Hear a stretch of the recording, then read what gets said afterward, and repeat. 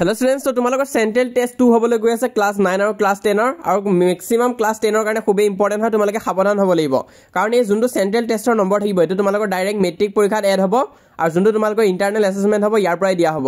তো হেতু কাৰণে তোমালোকে এই বস্তু কেইটামান মন কৰিব লাগিব ভিডিওটো সম্পূৰ্ণ চাবা তো এই যোনটো তোমালোকৰ সেকেন্ড সেন্ট্ৰেল টেষ্ট হয় এটো কেতিয়াৰ পৰা ষ্টাৰ্ট হ'বলৈ গৈ আছে সোৱা ক্লাস 10 ৰ কাৰণে তোমালোকৰ ডিসেম্বৰ 8 ৰ পৰা ষ্টাৰ্ট হ'ব ডিসেম্বৰ 13 লৈ আৰু ক্লাস 9 ৰ কাৰণে ষ্টাৰ্ট হ'ব 5 জানুৱাৰীৰ পৰা 10 জানুৱাৰী লৈ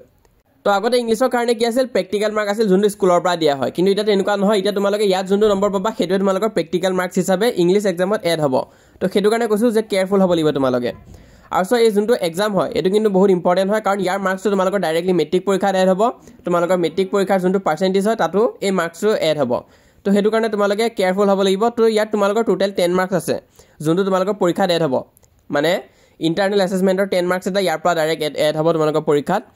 তো এই এক্সামটো বেলেগ জিএন হক তোমালোকে কিন্তু এবসেন্ট হ'ব না লাগিব বহুত স্টুডেন্টে কি কৰে এই এক্সামটো নিদিয়াকৈ থাকি যায় খেতে ভাবে যে ইয়াত নিদিলে কোনো কথা নাই কিন্তু মাজতে এখন নোটিস আহিছিল যত কোৱা হৈছিল তোমালোকে থিওৰি আৰু এমসিকিউ টো পাস কৰিবই লাগিব তাৰ উপৰি তোমালোকে ইন্টাৰনেল অ্যাসেসমেন্টটো পাস কৰিব লাগিব যাৰ কাৰণে তোমালোকক মিনিমাম 3 মাৰ্কস এটা লাগিব সো এই পৰীক্ষাটো কিমান হয় নাজানো আগতে 20 মাৰ্কসৰ হৈছিল তো 20 ভিতৰত তোমালোকে মিনিমাম 6 এটা যদি পাই যোৱা তেনেহলে পাস বুলি কোৱা হয় তো যিমান মাৰ্কসৰ এক্সাম হয় তোমালোকে গুটেখিনে কৰিব চেষ্টা কৰিবা ফুল মাৰ্কস যেতে পোৱা আৰু নাপালেও কিন্তু 30% এটা পাব লাগিব সো আৰু কি কেয়াৰফুল হ'ব লাগিব তোমালোকে যাতে টেষ্টটোত এবসেন্ট নোহোৱা মানে টেষ্টটো নিদাকৈ থাকি না যায় যাতে তো যেটালৈ ডেট আছে তাৰ আগতীয়াকৈ তোমালোকে টেষ্টটো দি লবা এবসেন্ট নহবা কাবাৰ যদি পাসৱৰ্ড আদি নাজানা তেনেহলে স্কুলত খবৰ কৰি লবা কিন্তু টেষ্টটো দিবই লাগিব নেক্সট কথাটো হৈছে টেষ্টটো দি থকা সময় তোমালোকে এপটো বন্ধ কৰি নিদিবা মানে ক্লোজ কৰি নিদিবা বা বেক কৰি নিদিবা বহুতৰ কি হয় কল আদি আহি যায় তো তেনে ক্ষেত্ৰত তোমালোকে কল সল এইবিলাক ৰিসিভ নকৰিবা কাৰণ সেই পৰীক্ষাটো বেছি ইম্পৰ্টেন্ট হয় এবাৰ গুছি গলে আকৌ দিব নোৱাৰিবা কিন্তু আৰু লাষ্ট পইণ্ট আছে তোমালোকে অকমান পেশেন্ট ৰাখিবা তোমালোকে